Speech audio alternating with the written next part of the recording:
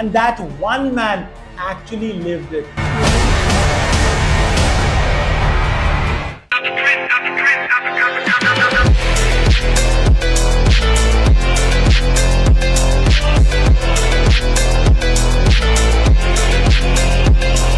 Freezing mountain, out of bullets, and his own general refused to help him.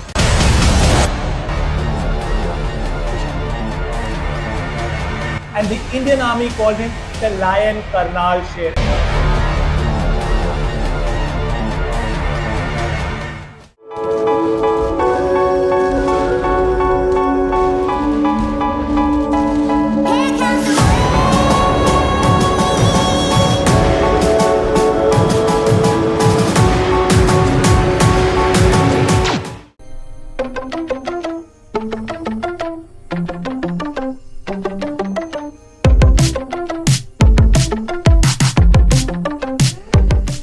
जब मैं बोलूंगा smash तो smash होगा 7:25 तैयार है।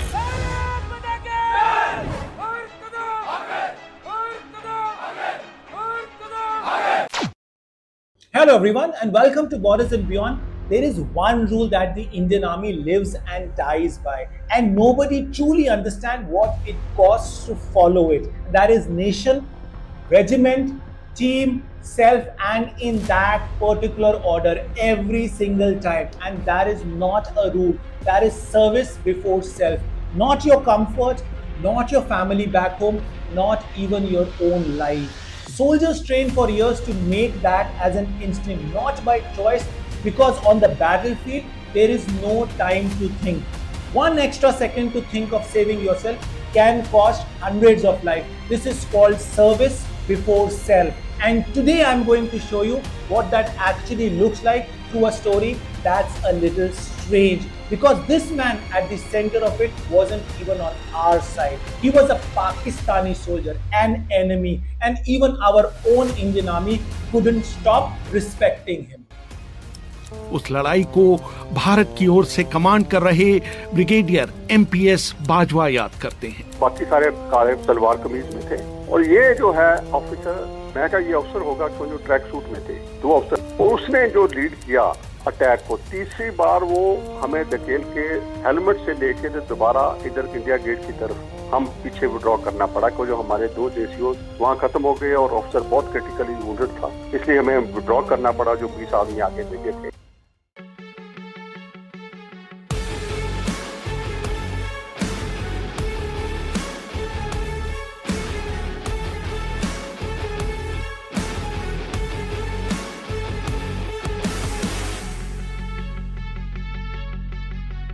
India and Pakistan are fighting at heights of 16 to 17,000 feet. A terrain so brutal that just breathing is hard, let alone fighting a war. Pakistan had quietly sent its Shia soldiers, a community it had historically despised, discriminated against, and considered expendable, from the Northern Light Infantry across the line of control in winter.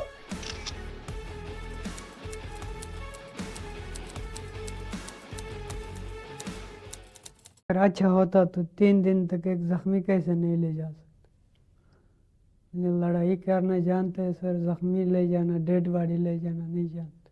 Disguised as local mujahideen, these troops crossed over while Indian soldiers had vacated the snow-covered high post. And by the time India realized what had happened, Pakistani soldiers were already sitting comfortably on the high ground.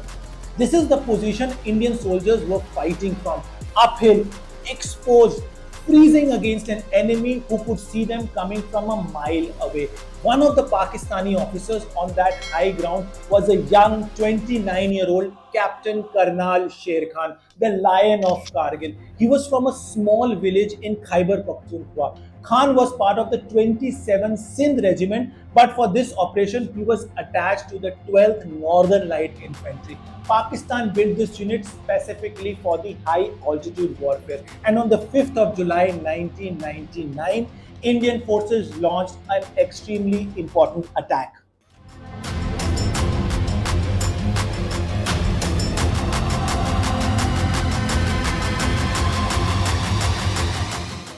They managed to capture one of his posts, and by any normal military logic, that should have been the end of it for Khan's side. He was outnumbered, his men were exhausted, and the post was gone. Instead, Khan personally led a counter attack uphill on a tiger hill in a broad daylight, fully visible to the Indian soldiers below him. The Indian officers watched this happen from 8th Sikh and 18 Grenadier regiments, would later describe it as suicidal. But this is the part that matters the most about the Battle of Tiger Hill. By the time the fighting reached its final brutal minutes, Khan had run out of ammunition.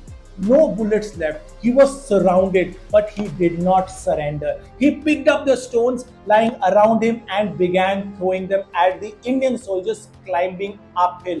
Going down without a fight wasn't an option for him, and he fought relentlessly. Launching that attack in broad daylight was basic suicide.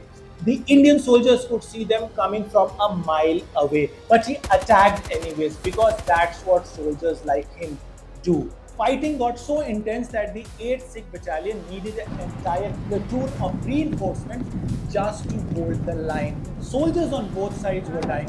Khan himself didn't stop, not until a final burst of gunfire finally brought him down. It was a wounded Indian soldier, Satpal Singh, who finally shot Sher Khan on the orders of Brigadier M.P.S. Bajwa during that final struggle.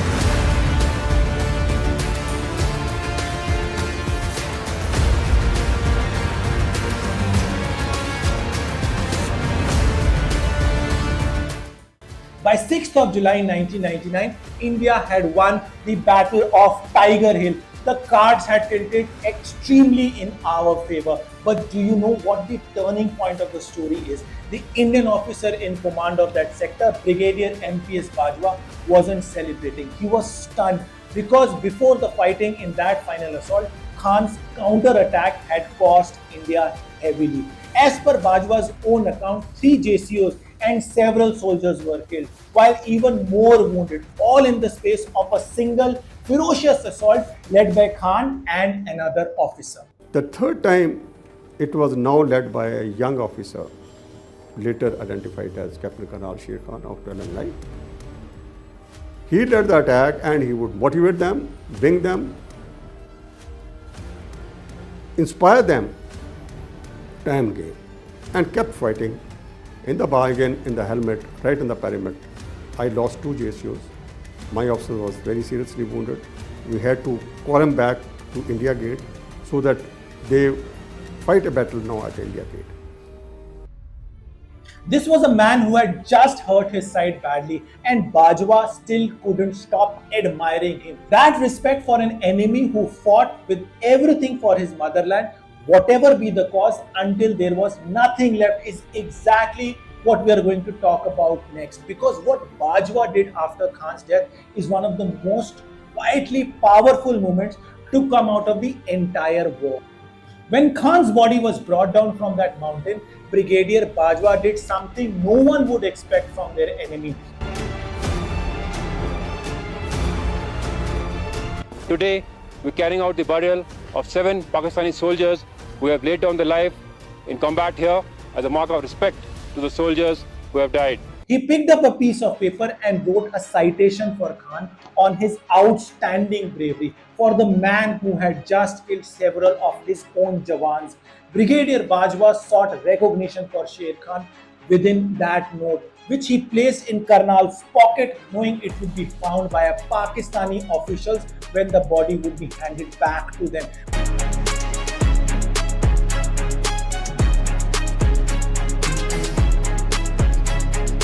If Pakistan doubts them, it is for their representatives to come and see the bodies.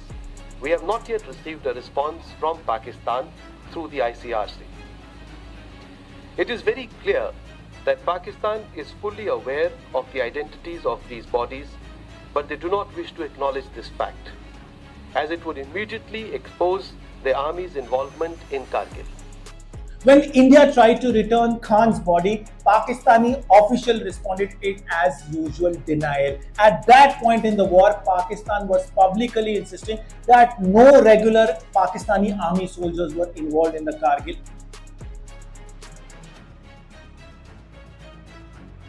Missing अब्लीग शहीद unit से आ रहे हैं phone, लड़के कर रहे हैं phone, दोस्त कर रहे हैं।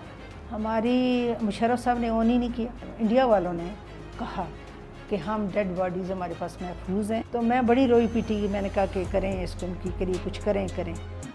It took 8 years for Pakistan to claim its own dead until the note Bajwa had written made its way through, evidence that an Indian officer on the other side of battlefield was the one vouching for who Khan was and how bravely he had died. And that's what finally made Pakistan denial impossible to hold on to. The body was eventually handed over to Pakistan through the International Committee of Red Cross. And once it reached home, the truth came out in full. Pakistan's own government awarded Karnal Sher Khan the Nishan-e-Haider, their highest military honor, equivalent to our Paramveer Chakra.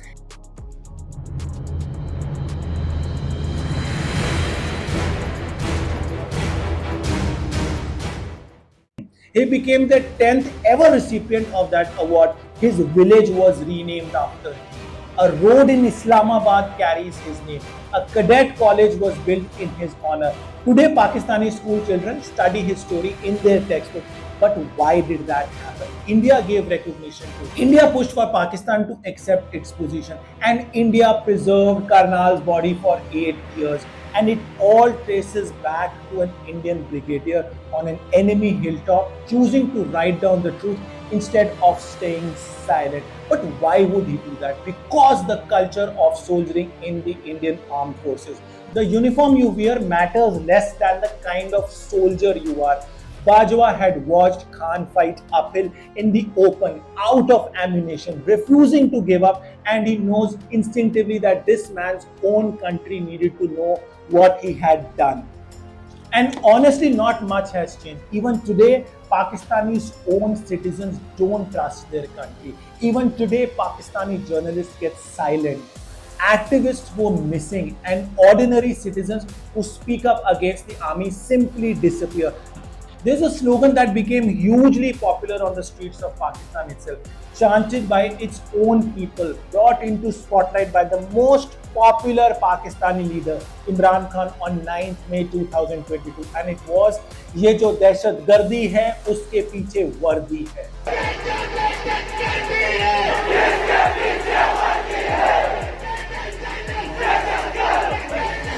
So this isn't a story about how brave our soldiers were, though they absolutely were. It's also a story about what happened when a country treats its own people as disposable assets.